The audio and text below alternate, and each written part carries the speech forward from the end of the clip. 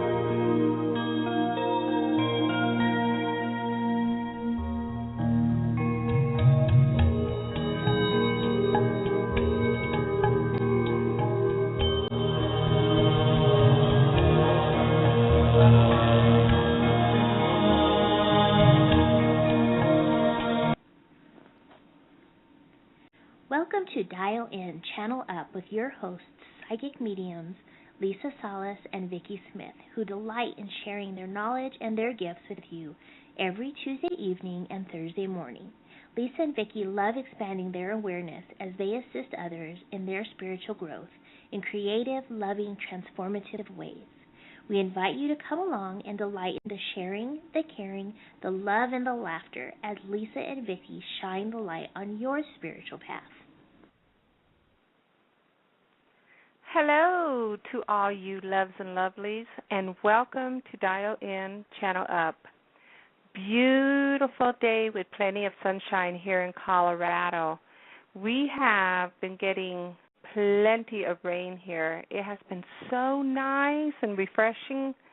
I sit here in my office with the window open and just watching the rain fall. It's like, it is so relaxing and peaceful to the spirit. It's like, if you could just feel yourself going into a soft meditation. I have always loved the rain. I love dancing in the rain, walking in the puddles after the rainfall, watching for a rainbow.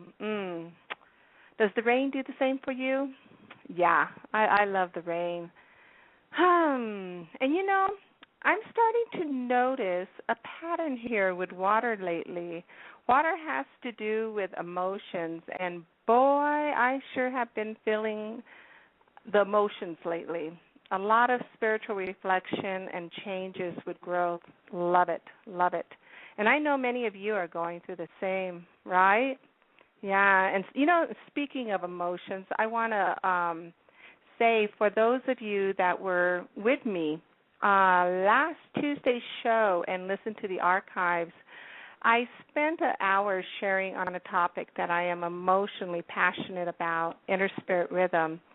And I want to thank you for the support, love, and appreciation and the great response I received from you all.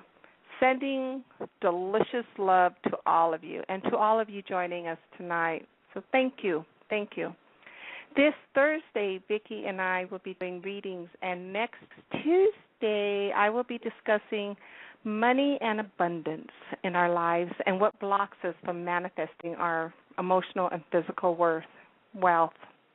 So be sure to join me next Tuesday and Vicki and I on Tuesdays for readings.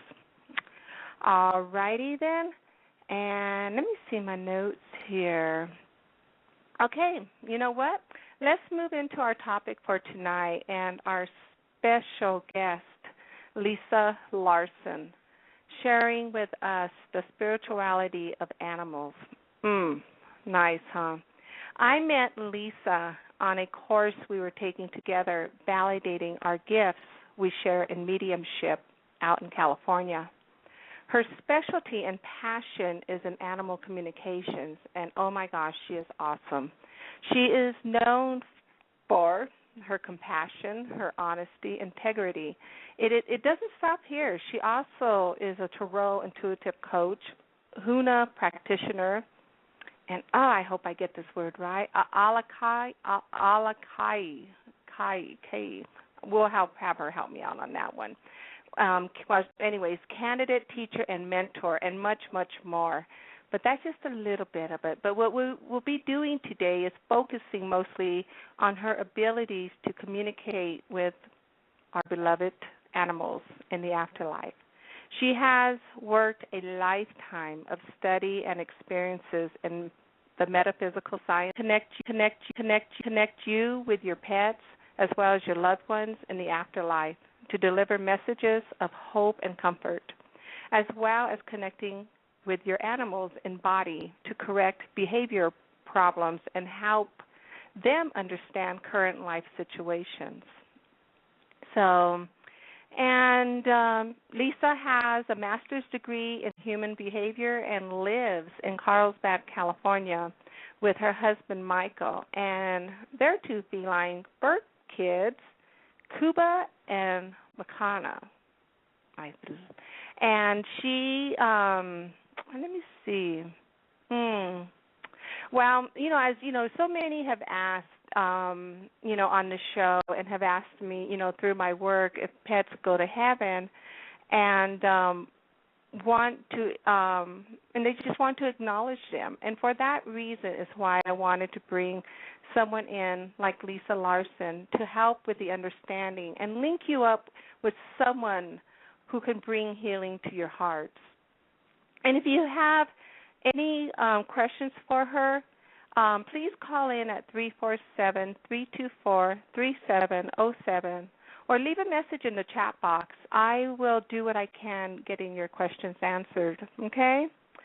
So I think this will be a good time to all gather together, and let's welcome Lisa Larson with love to our show, Dial In, Channel Up, and hear all the wonderful sharing she has. Welcome, Lisa. Hello, Lisa. How you doing? Thank you for having me on. Oh, thank you. I am so delighted to have you. It's just like, and I know many of our listeners are as well. It's, very good, and I'm happy to be here. Lisa, I know I only touched a small part of the surface about you. In your own words, will you share with us about you and your work with animals and more? Oh, well, you did a pretty good job.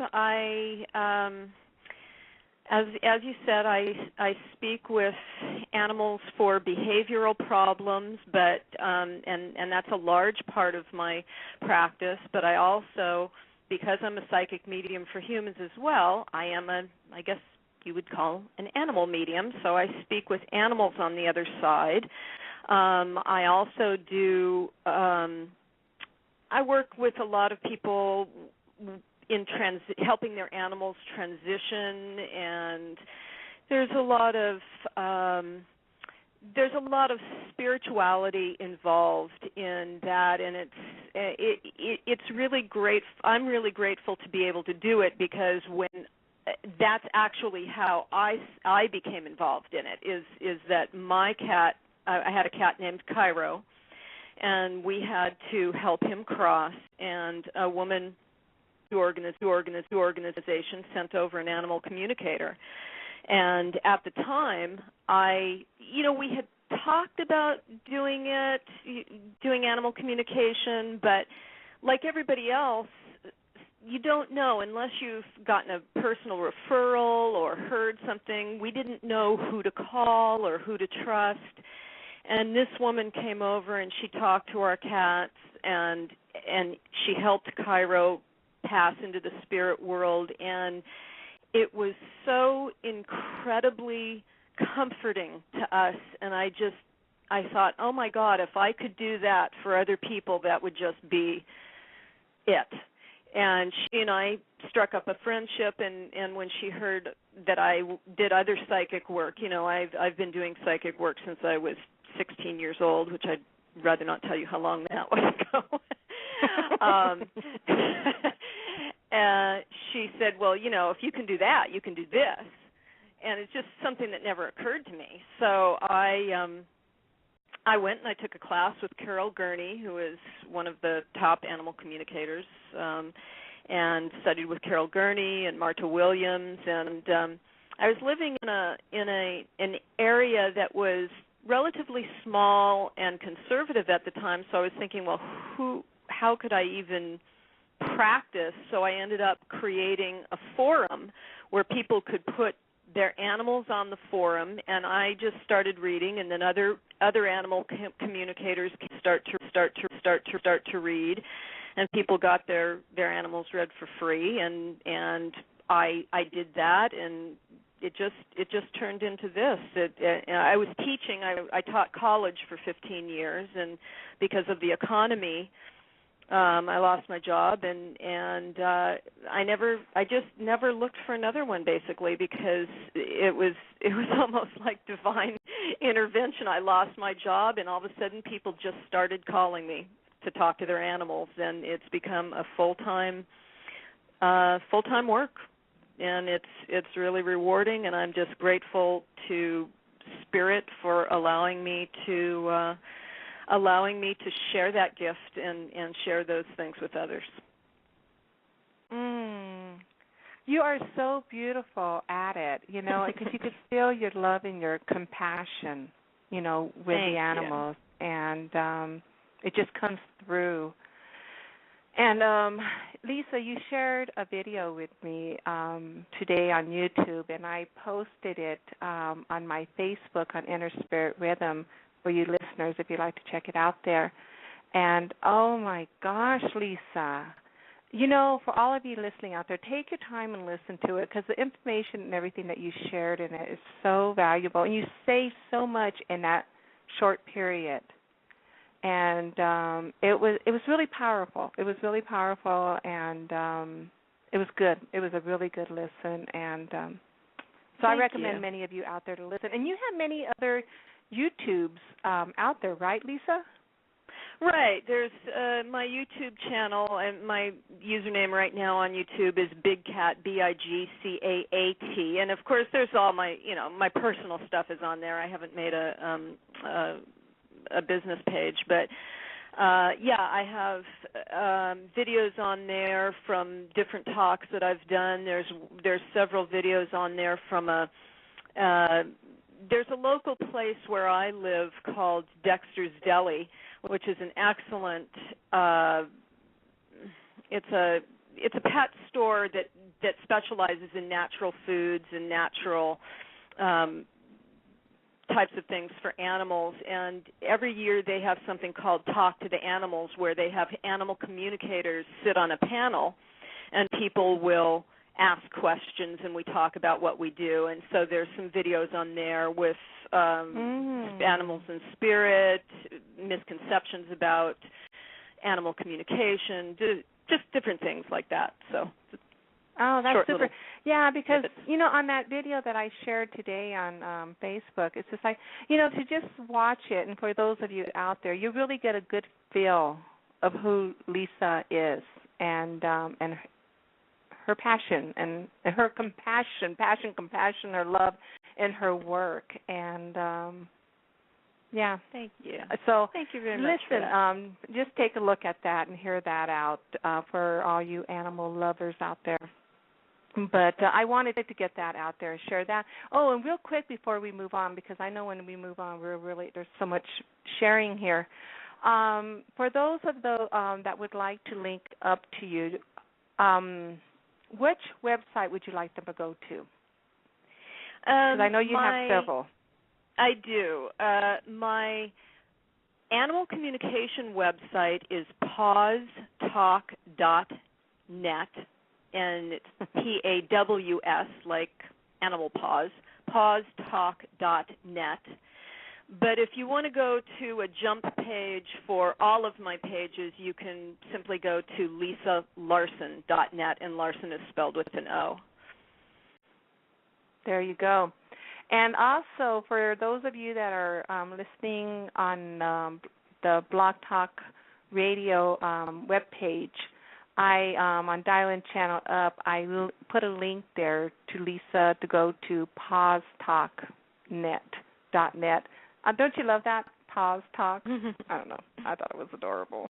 So, yeah. So there you go. And also, let me see. There was something that I wanted. Let me look at my notes here that I was really intrigued. Oh, yes, Lisa. Today you started sharing with me, and we stopped because I was really, really intrigued, and I wanted to hear more, but I wanted to wait for all of us to hear together on the show. And it was regarding, you had brought up animal color card techniques. Oh, yeah. And it's to help with separation anxiety. Yeah. Could you tell us more about that? Sure. It's something that I came up with. With the help of talking to an animal. I was talking to a dog who he had, if I remember correctly, some sort of condition where he could only eat every 12 hours. And so he would be hounding his mom to eat more quickly than that. So she was trying to get him to understand that he needed to wait. And I was asking him, well, what can she do to help? And he said, use color. So I thought about it a little bit, and I devised something that you can do yourself, where you can go to any kind of art store, Michael's or whatever, get some construction paper and cut them in little squares, maybe 3x3, 4x4, whatever. And the only color I would not use is red, but any other colors. Red because it kind of can aggravate things. But what you do, it takes a little bit of work, and it's not for everybody. It would be used in a situation like that, used for people whose animals have severe separation anxiety, where other things like talking to them, other techniques don't work, because I give other techniques initially.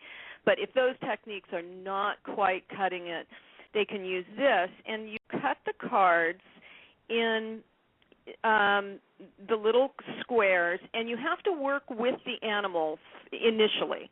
So you decide, let's say that blue is going to be an hour, and purple will be a day, and green will be a week. And I actually even have a little booklet that I need to put it on my website. I haven't, but I'll endeavor to put the PDF on my website for people if they're interested. It explains it all. But what you do is, on the back of that, make that decision. You need to, whatever decision you make with each color, you have to stick by it. So if you've got blue for an hour, purple for a day, green for a week, you have to stick with that. So you write those on the back of the cards, and you get several of them. And then you sit down and you work with your pet for a while and say, okay, this means an hour. And then you visualize or feel in yourself what an hour feels like, what an hour looks like and feels like to you, or what a day looks like and feels like to you, what a week looks like and feels like to you. And you say, this is an hour, this is a day, this is a week, depending on how much you go away or whatever. And then after you've kind of worked with the animal, then you get to a point where you say, okay, let's say they're going to be going away. Like, for instance, this woman that it down to 5-minute and 15-minute increments, which most people would not need. But let's say you're going to be going away for 3 days. So 3 days beforehand, you say, I'm going to be leaving in this many days, and you put that many cards out. You put 3 purple cards out. And, okay, in 2 days, I'm going to be leaving in this many days, or I'm going to be leaving in this many hours. And you put those cards out. And then if you have somebody that you feel taking care of your animals who, you feel that you can trust and won't laugh you off the face of the earth, ask them to do the same. Say, Mommy and Daddy will be back in this many days or this many weeks. And it really is nothing more than what I usually tell people to do verbally, because one of the things is people are always asking me, well, do they understand me? I'm not really sure they understand. Animals do understand you when you speak to them in your voice, whatever your language is, English, Spanish, French, whatever. And the reason they do is because they may not understand every word of that language, but when we speak with intent, and they understand intent. So I always recommend, even if you're going out to the store, if you listen, you wouldn't just get up and walk out and go to the store or go to the movies without telling them where you're going and how long you're going to be gone. It would be rude. True. So why would you do it to your animals?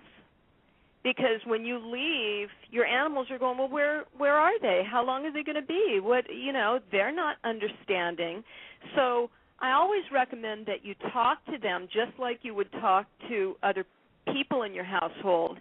But if they have a very, very severe form of separation anxiety or you've got these kinds of problems going on, this is really along the same lines, only you're giving them a visual as well. So it's worked very well. I don't, like I say, not all of my clients need it, so not all of my clients use it, but the ones who do I've gotten very good feedback from them that they really start to understand. And then one thing I want to say too with separation anxiety, make sure if you're going to be gone, if you think you're going to be gone 3 hours, I always tell my animals 4. I always have. You never know what's going to happen out there. And I'd rather have them be pleasantly surprised when I'm home early rather than looking at their watch. Looking at their wristwatch going, hey, she said she was going to be back, So you can say by hours, or you can say I will be home time by your dinner time or something like that. But, don't use things like I'll be home soon because unless you have a concept of what that is, give them some kind of idea of when you're going to be home. But either one of those techniques, but that's the animal color card technique where you have that visual. It takes a little bit of work, but I've gotten real good feedback on once people are committed to using that work and doing it, that their animals have gotten much better with that separation anxiety. I love that, and I think that's a really, I can see how that technique would work really well. And I love how you brought up and you made the point of, how when we are leaving the house, we always make a point to tell, someone in the household that we're leaving, we'll be back at, such and such time. But the same thing goes, with our animals, because they're looking at you when you're getting ready to leave. Sometimes, like my dog will be trying to bite my purse off my shoulder. He's trying to pull, not bite it off, but, he's pulling it. So, and I can see the color cards. And, and I love how you are telepathically communicating with them, whichever works. But I like how you said with each card, like if it's a day, an hour a week, and visualize what that feels like, because energy is energy, and they feel that energy, and that's how you communicate with them, and they see that, and it's just, folks out there listening. So that is really cool. That is cool. And you got this from doing a reading with another animal, you said? Well, the animal gave me the idea of use color, and then I just thought, okay, well, use color. How am I going to do that? So I sat down and I just kind of worked with my spirit guides and thought about it, and this is what I came up with. How would I use color in this? How would this work? And I don't know, I just came up with it, based on that. Yeah, that's going to be a good sharing. And then especially getting the tip that you got from an animal, so I'm sure it's going to really resonate with many others. So right, and animals have wonderful things to share. I mean, I think that's what I love so much about talking to animals, and not only talking just to animals, but talking to animals in spirit, is that, you know, being a psychic medium as well, there is no species on the other side. But when I connect with them, they present themselves to me as they were in body. So it is a little different when I talk to them, because when I talk side, much of the evidence is the message, and because we have to go through the ego, and human lives are very, very large. But animals, because their lives are so compact and connected with ours, and because I personally believe they are a higher species in coming back, that I believe that they come back for us. We have soul contracts with them, and it's just amazing when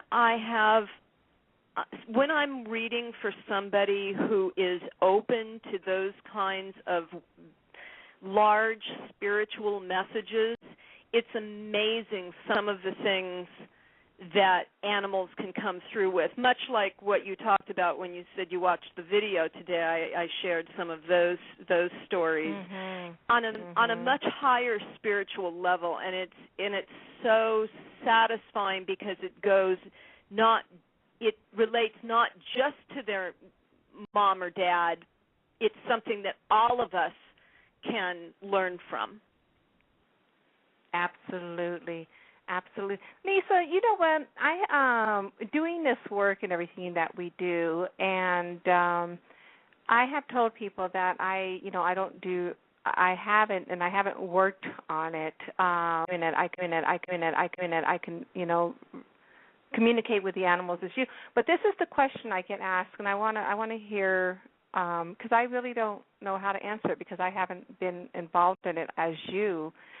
Okay, here it goes. This is if you're doing readings and you're talking with animals, people are saying how can you talk to animals, because they either meow or they bark or they the sounds that they make. So it's like, do you understand meow or what? So can you explain that for us? Yes, absolutely. First, let me touch on something that you touched on as far as being the work that you do, and people saying that you could talk with animals. I find a difference between an animal communicator and a pet psychic. I actually even wrote a blog post on this, that there are a lot of people who they've been psychics for a very long time, but animal communication is like the big thing now, so they're kind of jumping on the bandwagon and doing psychic readings on pets, which may or may not be fine, but it's not animal communication.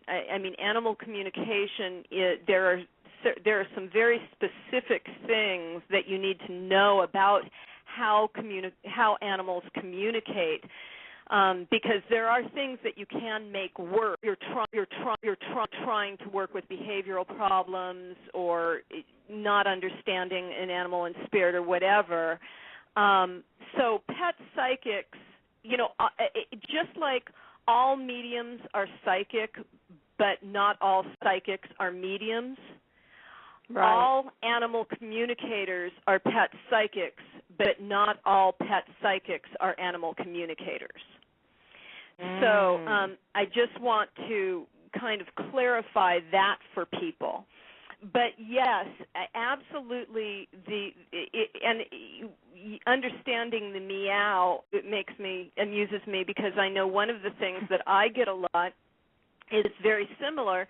Is when I set up a session, somebody will say, "Should I hold the phone to their ear?" And I think it's so cute. And No, they don't have to be there. That you don't have to even be with them, because it's all through telepathy. Meowing is how they are communicating with us, or they communicate with each other just as you and I speak with one another. But when we speak to each other as humans, if we're a long way away like we are today, we have to use a phone, because that's the mode of communication that we are using. But with animals, their communication is telepathy. And that's what I'm using. And a lot of people will ask me, how do you do it? How can you do it distantly? Well, because telepathy doesn't need a phone or something like that. It just is. I can be 2 feet away. I can be 200 miles away. I can be 2,000 miles away. And as long as I'm connecting with that animal's energy, I'm using the same mode of communication in telepathy. And actually a potential client asked me this even this morning. She asked me, well, how do you hear it? Do you, what do you do? How do you get the information? And that legitimately is the same in how we get the information as mediums, in that we use clairvoyance, clairaudience. So when I talk to an animal, I may hear it in my own mind, similar to, it would sound something like my own thought process, or I may see it as clairvoyance, so I may see it as, the closest thing I could describe to people that I use today is if you look at something real bright and then you close it and see the image. It's similar to that when we get that, and that is the same, or feeling or whatever, and that part is the same as any psychic or any medium, because we're all using clairvoyance, we're all using clairaudience, clairsentience, and all of that. But the only difference is knowing the little tweaks that you have to know about how animals process things, because so often one of the biggest mistakes I think people make is especially if, like I say, if somebody who just says, oh, okay, well, I'm a psychic, so I can be a pet psychic, is some of them may not understand that animals just process things differently. So when I'm talking to an animal, I have to constantly tell the person that I'm reading for, you have to understand that this is from their point of view. It's not from our point of view. So I can be telling somebody that an animal is saying, well, I see a little fence. Well, and they're saying, well, there is no fence in the backyard. But the cat is only a foot high, and they've got a hedge. A cat would look at that as a fence. So there are certain things that you have to understand that have to be worked out. So you have to understand when you're talking to an animal, or understand when, how to present something so that they don't get the opposite message of what you're trying to tell them. Because, if you're dealing with a peeing issue and you just tell them to stop peeing, forget it. All they're going to hear is, I'm going to go pee. I'm going to go pee up a storm. So you've got to, there's a certain process of having to know how to replace those habits and stuff like that, because animals just process things in a different way, and that's the difference between, you know, just saying, okay, well, I'm a pet psychic, and not to say that there aren't people who are pet psychics that may just read pets just like they read people and may do a fine job of it, but there is a big difference in the process between the two. Beautiful. Very well said. Loved it. You know, I would like to give everybody share some of, you know, some readings that you've had. And I got someone that had sent me an email, and I want to share it with you and see what your feelings are about it, just so people can get a little bit more clarity and understanding, and just there's nothing like sharing real-life experiences and readings. Sure. So I would like to move into some of that. Is that all right with you? Of course. Okay, great. All right, let's just, I'll start with this one, and then there's a few that I can't wait for you to share with us. So, okay, first I got an email, and let me see, how should I go? I'm just going to read it, okay? Okay. She's, let me see here. Let me look for here. Okay, I changed the names, okay, you know, just to change the names for her. And for that, we're going to name the dog Ginger and her name Cindy, all right? Okay. So here it goes. Cindy describes her pet dog Ginger being her first baby that she loves and cares for, as you do when you love. Ginger was going through the house. Ginger was going through house training and had made a mess. She started yelling at her and paused, realizing she had just turned into her mom. How many of you have reflections like that with your own kids and animals? I have. But anyways, let me stay to the story here. And she saw herself in Ginger when she was a child. Constant being pressured, fear of making mistakes, punishment follows, and afraid of her own mom, but never stopped wanting her mom's love. And this is how she saw Ginger felt too.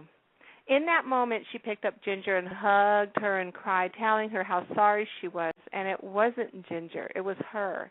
And now she's in the awareness of this and is able to catch herself when she feels these hurt feelings surfacing from her own past. Cindy would like to take her out and about with the family more often, but Ginger gets nervous and anxious easily in public. Cindy feels guilty, not truly knowing if it's because of her or something more deep with Ginger. The question here is, Lisa, what can Cindy do to tell Ginger she is safe and won't be abandoned? And how can Cindy heal Ginger's heart so she can enjoy her life a little bit more? Oh, those are great questions, and I think this is such a common occurrence, because in my experience, I find that animals, that is the reason that animals come to us. That is the reason why we are paired up with these specific animals. We have soul contracts. And I don't know if, I'm guessing most of your listeners know what soul contracts are, or should I briefly say what they are? Share that with them. Yeah. Well, when we're on the other side in spirit, we make agreements with one another that we will meet up here in this lifetime in body to teach one another certain lessons through behaviors, through relationships, and so on and so forth. And our animals,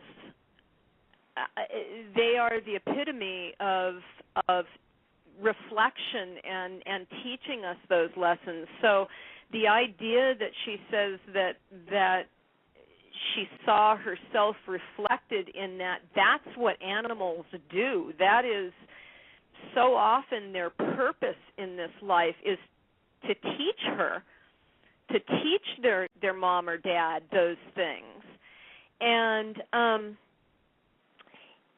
what can she do? One of the things that she can do is exactly what she is doing. Is she's comforting her, she's talking to her. Again, I can't stress strongly enough how valuable it is to speak to your animals as you would speak to other people. And same difference, don't say anything in front of an animal that you wouldn't say in front of a child or another person. Don't criticize them in front of them, because they hear it and they take that stuff on. And if she feels the need to apologize, she should just go and apologize and say, thank you for teaching me this. I tell her how much she loves her and thank you for teaching me this. But I also want to address the idea that she needs not to take all of this on herself, because animals are always also living their own life path and learning their lessons. There's a reason why she came into your life, i.e. Cindy's, into Cindy's life, so that Cindy could learn to change that behavior in herself. But there are also things in Ginger's life that she agreed to learn from Cindy. So are there things that maybe Ginger is frightened of because of the behavior of her mom for I have no idea how long? Yes, certainly, but it also might be, let's say, I don't know this dog, I don't know anything about it, but let's say that this dog was a rescue dog. And let's say this dog had 9 months of a life before she ever came to Cindy. Well, perhaps it might be something where this kind of fear in there, and the behavior of her mom just triggered it. So it's not necessarily just one thing. And again, I can't reiterate strongly enough, as long as she is changing the behavior, there's absolutely nothing to feel guilty about, because this was the agreement. This was the agreement all along. Now, if someone sees that behavior and chooses not to change it and then continues to treat an animal that way, that's something different. But this is a woman who seems to be very conscientious and legitimately wants to do the right thing and is working towards that. Now, her second question was, how do I heal her heart so she can enjoy her life? I think this is just a process. Now, of course, there are other things that you can do. You can get a communication to find out how she's feeling. You can do Reiki or energy healing sessions to help release some of that stuff. But as far as what she can do herself, it sounds like she's doing it. It sounds like as long as she is making those changes, I know you had sent this to me. I actually briefly connected with this dog. Can I share the message that dog gave to me from her mom? Please do, Lisa. She said, "That's why I'm here. This is our soul contract. My reflection of you is the purpose, my purpose. With change comes rebuilding. I'm here to teach her awareness and change. I'm here to learn love and forgiveness. My lesson is to understand my right to my own breath." So, and her lesson is, depending on her past lives, the dog's past lives, perhaps this is something she's had to be learning through lives and needs to be feeling that she is an individual. She says, it's a step-by-step journey. We all play our parts. I'm grateful that my mom accepts the challenge. I love it. And I hope Cindy, I hope that didn't overstep a bound to connect with her, to give her that message. I'm hoping that was okay with her. I'm sure it was. I know she's going to be with love and gratitude for Great. She sent it. So thank you for that. I really love that. I'm sure that will help many other situation. And, you know, and I have done the same thing before, too, where I've gotten angry. And I was like, oh, my gosh, I am so sorry. We all do that. We lose our tempers. We don't only lose our tempers with our animals. We lose our tempers with, you know, the people in our lives. I mean, it's a natural human thing. But the basis is, if you see it as a pattern, then it is your responsibility to change that pattern to repair that relationship. And there you go. And people need to understand that it's not about taking on the guilt. Once you understand that pattern is there, if there's been damage done, it's not about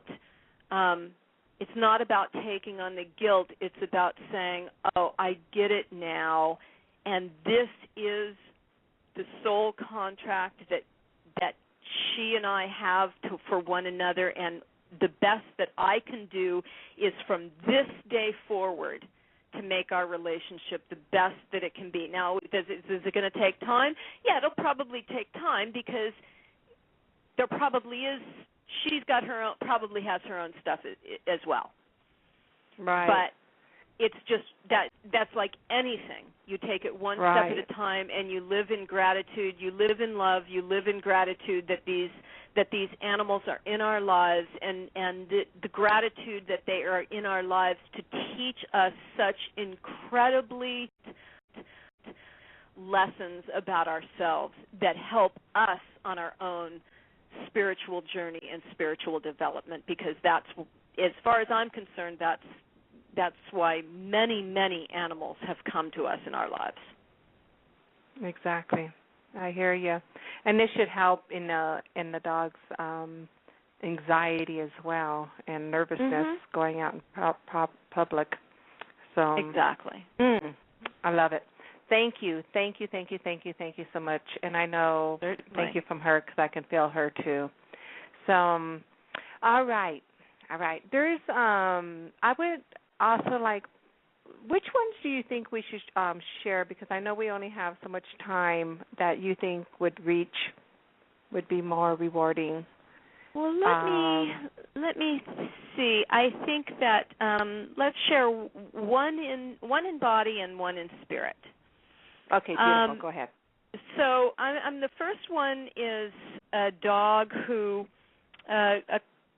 someone who I work with quite often. She does a lot of dog rescues. Called me, and she said that there was a dog up at a shelter near in California that is like one of the worst kill shelters in the state. And she said she saw this dog, and he was to be put down the next day because he was quote unquote unadoptable, because he was so manic and so vicious and everything else. And she had me talk. First of all, he gave me his name. He told me what he wants to be called, and that to this day, that's his name. And he said, basically, when I talked to him, it's like, I'm going to be killed tomorrow, and I didn't do anything wrong. And if somebody was treating you like that, you'd be defensive too. So she went up there, she got him. This was, I think, just a little over a year ago. From the moment he got in the car, he was the most loving, giving dog. She was going to try to adopt him out, but she fell so in love with him, she just kept him. And, there's a real message here that people just don't understand. They look at the behavior of an animal and they make a judgment without putting themselves in the animal's place. I mean, it's the same thing as when my cat was in the vets. They were saying how vicious he was. Well, he doesn't like being in the vets, and you're manhandling him. And I walked in there, and he was asleep in my lap. The vet tech came in and said, "Oh, my God, I've got to go get the doctor, and so he can examine him." And for 3 days I'd been sitting there saying, just let me hold him, and you can examine him. Yeah. They just don't understand the view from the perspective from an animal. Right. So, whenever, if you, and across the board, if you've got a behavioral problem, I mean, that's the reason they have behavioral problems, because they're trying to tell you something. They don't know how else to tell you. They don't know how else to tell you they're in pain. They don't know how else to tell you that they're upset about something. So look past the problem itself and look and see, if I were in that animal's place, what might, is there a problem going on in the house? Are we going through, stress in the household that the animal is picking up? Because they pick up a lot of stuff from us. Right. And it's just not always as simple as the behavior itself. And that said, just so people understand, when somebody calls me, it's not as simple as saying, okay, just tell them to stop doing that. When I talk to animals, I look at the whole picture. I get into a conversation with them. I don't just tick off questions. I get into a conversation with them just like I would a human, into a point where they feel comfortable, and then if we talk about the behavioral problem, let's talk about what's bothering you and how that might be affecting. And I look at when I work with behavioral problems with the kids, I say I tell my people it's family therapy, or it's a family negotiation. So everybody has to do their part. It's not just saying the animal has to do that. It's everybody has to do their part. Very good. Then the other thing I wanted to briefly touch on is that you had said something about people asking, do pets go to heaven? And, one of the things that I always talk about is that we have this idea when anybody dies that they go up to some faraway place in the sky, but it's not that. They're 3 feet away. And I had one cat who he really needed to get this idea across to his mom, so he showed me himself unzipping his body and just stepping out of his body as an ethereal mass next to his mom. And he said, I'm just not wearing my clothes anymore. And that's the point. They are here. They're just vibrating at such a high rate, we don't see them because they're not bound by the physical clothing anymore. And the last one, I know we're getting short on time here, so I want to just share one last thing, and this is one of my favorite stories. Great, please do. Some time ago, I got a call it was around Christmas time. It was about a dog who had passed while her parents were down here near me. They lived up north of here where I live. And they had passed, and she had passed, and they were concerned that something had happened with the pet sitter or what. But it ended up being a genetic problem with an internal organ. And when I taught, and immediately when they had the autopsy, they found out that they realized that they needed to check her biological sister, who they have. and they found out that her biological sister had the same exact genetic problem, and she underwent emergency surgery before they even could go back home, which was probably excellent because they have an excellent hospital here, and where they live was very small. They probably didn't have the facilities for it there. When I talked to that dog in spirit, I found out one of the things that her mom asked was, why did you leave when we were gone?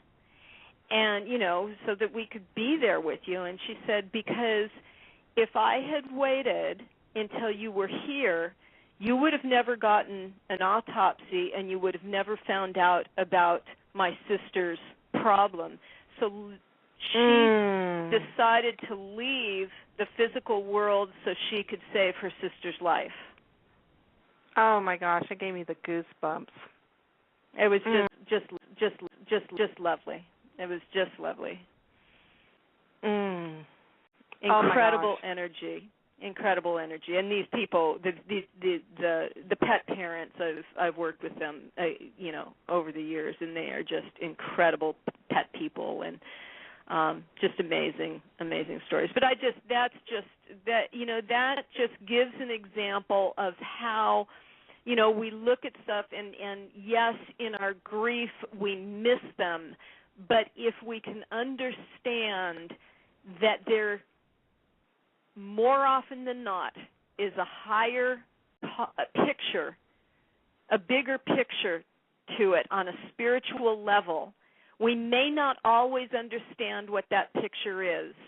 We may not always see it as clearly as that, but if we can have faith and understand that there's a higher realm to it, sometimes it makes it easier to know that they are around us and they are guiding us from the other side, because many times they will leave so that they can do for us from over there what they couldn't have done in body, so that they can have a paw in our lives, so to speak.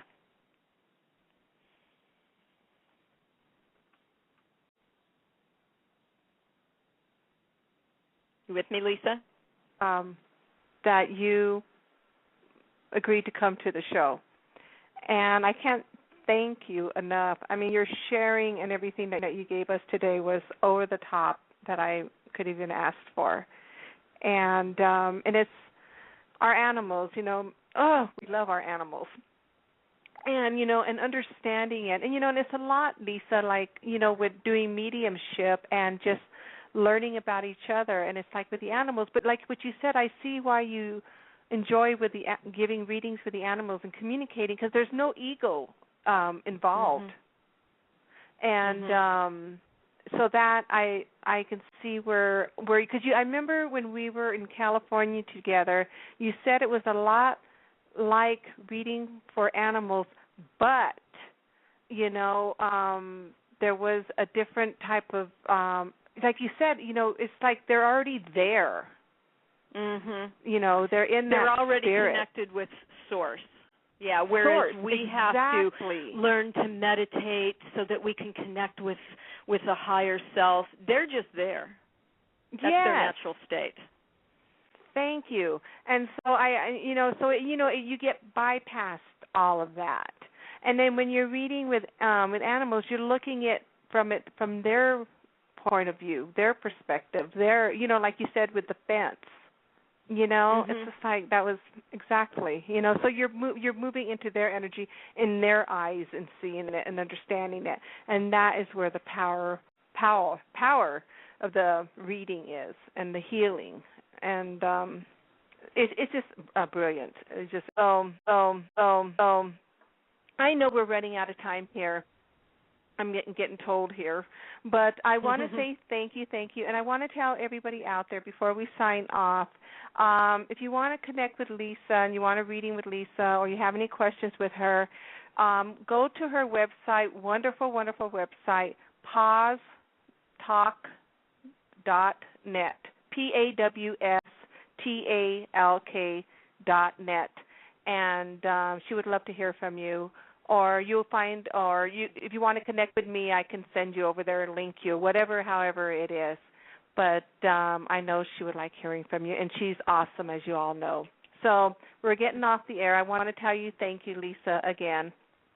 Thank you so much, Lisa, for having me on, and we will talk to you soon. Okay. Love and blessings Take care, to you. sweetie. Bye-bye. Bye-bye. And thank you, everybody, and blessings to all of you. And join us on Thursday for Vicki and I will be doing readings, okay? And then next Tuesday, Money in Abundance. All right? Love to all of you. Good night.